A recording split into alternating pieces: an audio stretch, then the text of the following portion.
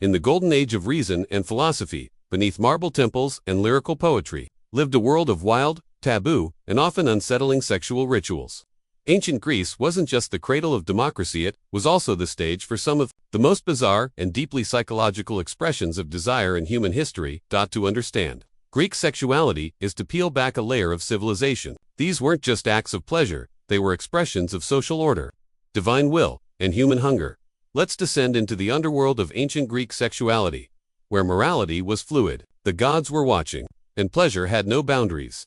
Greek mythology wasn't just storytelling, it shaped their sexual morality. Zeus transformed into a bull, a swan, a golden shower, all for lust. Aphrodite was worshipped as the goddess of erotic power. Dionysus, the god of wine and ecstasy, inspired entire cults based on unrestrained sexual abandon. When the gods themselves blurred lines of morality, what could be forbidden to mortals? Rape, seduction, incest, all appeared in myth not as sins, but as expressions of divine passion. The gods did not follow rules, they created them. This divine chaos normalized human chaos. In Athens, one of the most shocking norms was a socially accepted relationship between adult men and adolescent boys. It was seen as both an educational bond and a sexual initiation. The older man, the Erastes, was a mentor, while the younger boy, the Eromenos, was expected to learn not just rhetoric and philosophy but also how to behave sexually in elite society. This wasn't considered immoral, it was honored with poetry, art, and law. But by today's standards, it's deeply troubling. And yet, it was central to Greek masculinity. A symposium wasn't just a dinner party. It was a sensual experience, a mix of intellectual stimulation and erotic play. Men reclined on couches, drank wine, discussed metaphysics, and often indulged in group sex, flirtation, or voyeurism. Courtesans and male prostitutes entertained guests. Erotic riddles and games were played, where losing might mean stripping or kissing someone of the host's choice. These gatherings reflected the Greek obsession with blending eros and intellect. Greek society divided women into two roles: the silent, domestic wife and the sexually liberated hetairai were educated companions. They were witty, seductive, and often richer than politicians.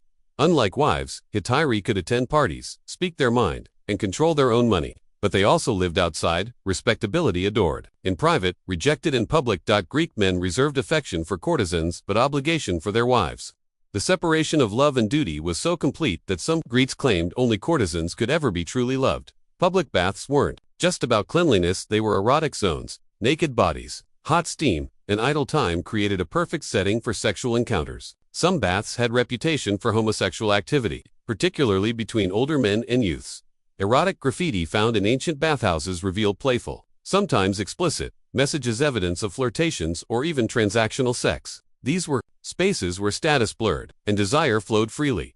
Greek theater was a mirror of their society, raw, honest, and sometimes obscene. Satyr plays featured actors with giant fake penises, exaggerated lust, and crude humor. These performances followed tragic plays and allowed the audience to release sexual tension with laughter. But deeper than that, they reflected the chaotic undercurrent of Greek culture, one where lust was not hidden, but ritualized in the open. Why did so many Greek myths involve gods transforming into animals to seduce mortals? Was it just metaphor, or did it reflect deeper fantasies? Zeus took the form of a swan to seduce Leda. Pan, half-goat, symbolized primal lust. These weren't simply stories. They were expressions of the untamed erotic force Greeks believed lived within all beings. Bestiality wasn't openly practiced, but it fascinated the ancient mind, a blend of fear, curiosity, and wild instinct. I imagine drinking from a cup that depicts a threesome. That was normal in ancient Greece. Erotic pottery was mass-produced. Cups, bowls, and jugs featured scenes of group sex, oral sex, masturbation, and bondage. These weren't hidden in bedrooms, they were conversation starters at parties. Today, we call it porn. To them, it was a celebration of life and pleasure. In some temples, especially those dedicated to Aphrodite, women served as sacred prostitutes. Sex with them wasn't shameful, it was divine.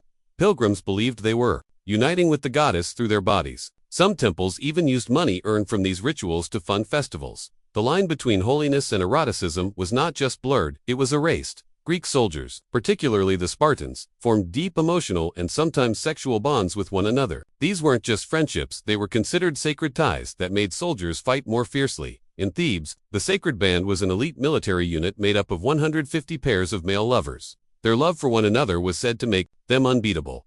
Desire wasn't separate from bravery, it was a form of loyalty, honor, and bonding. Greek festivals sometimes involved men dressing as women, and vice versa. The god Dionysus was often depicted as androgynous, blurring the lines of gender. During festivals like the Bacchanalia, gender roles were reversed, and participants would indulge in wine, sex, and wild performances. This wasn't just entertainment, it was spiritual release and acknowledgement that desire transcended gender. Erotic desire wasn't left to chance. Greeks practiced erotic magic spells, curses, and potions to arouse love or lust. Tablets were buried in graveyards to summon the dead to torment someone's love interest. Aphrodisiacs were made from exotic herbs, wine mixtures, or even bodily fluids. Desire was something to be manipulated, not just experienced. Though men's sexuality was celebrated, female pleasure was often hidden or even feared. Some Greek doctors believed a woman's womb could wander the body if not sexually satisfied. Hysteria. Others prescribed intercourse as a cure for madness. Women's desire existed, but it had to be controlled. Yet in private, female masturbation devices like Allah's ancient dildos suggest a quiet rebellion. The Dionysian mysteries were secretive rituals involving wine, masks, music and, often, orgies. Women would enter trances, tear animals apart with bare hands, and engage in wild sexual acts. These weren't just carnal, they were believed to be divine. Ecstasy was seen as union with the god. These rites were so disruptive, Roman authorities tried to ban them, but they endured because they satisfied the deepest cravings of spirit and flesh. In some Greek cults and secret societies, group sex was part of spiritual bonding. It symbolized unity, bodies merging, egos dissolving. These acts weren't always pleasurable in the modern sense, but they had symbolic power. Sex was not just between two people, it was a shared cosmic act.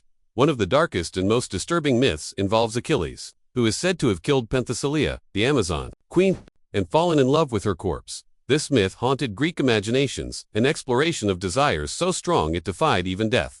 While there's no proof necrophilia was practiced, the myth shows how far Greek stories would go to examine the extremes of lust. Ancient Greece's sexual world may seem alien, but echoes of it remain. Our fascination with erotic art, blurred gender roles, obsession with youth and beauty, all trace back to this ancient world.